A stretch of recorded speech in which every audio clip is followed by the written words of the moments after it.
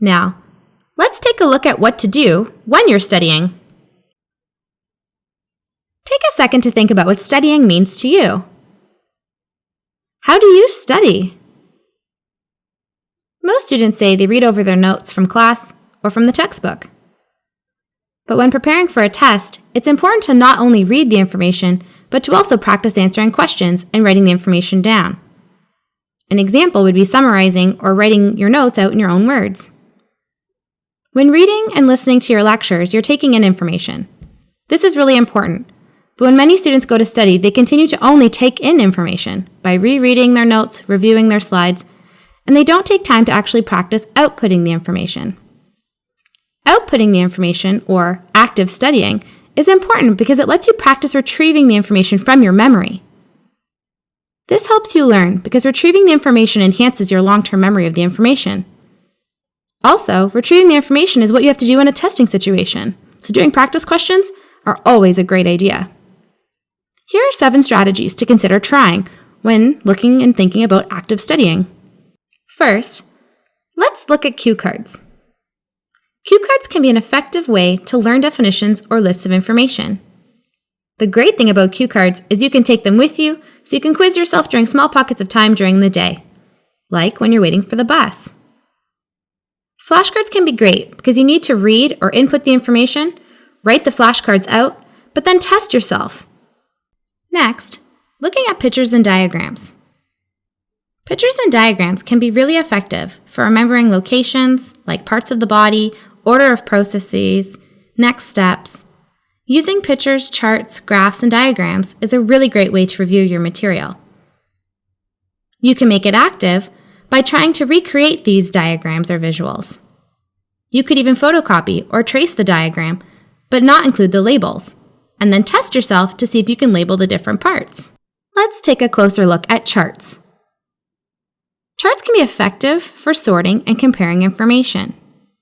Thinking back to Bloom's taxonomy, sorting and comparing information is probably a good thing to know before your midterm. Charts are really great for sorting a lot of information or comparing details. It makes you take the time to ensure that you are putting down the key information, headings, lists, bolded words. You can also use a chart to test yourself. You can cover up different parts of the chart and try to fill in the blanks. Next, let's look at how lecture review notes can help us actively study. What was today's lecture about? What was the main topic? The next thing in your lecture review note should actually outline what those main ideas of the topic were. Then, looking at more of the details, what were the supporting details associated with the topic? What were some of the key terms? Were there any examples that will help you understand the main ideas? Looking for the relationships within this topic or between this topic and another one in the course will also help you get ahead when studying for your midterms. Lecture review notes can be handwritten, typed, linear, or even a visual concept map. They should be a summary of your lecture content. They should not be you rewriting your notes over and over again. They should contain the important concepts, problem areas, key examples, and explanations in your own words. Here is a really great example of a lecture review note from the Male Reproductive Anatomy lecture. This example has the lecture broken up into major categories with supporting details on the left-hand side of the page. It also has example test questions that might be asked listed on the right-hand side of the page.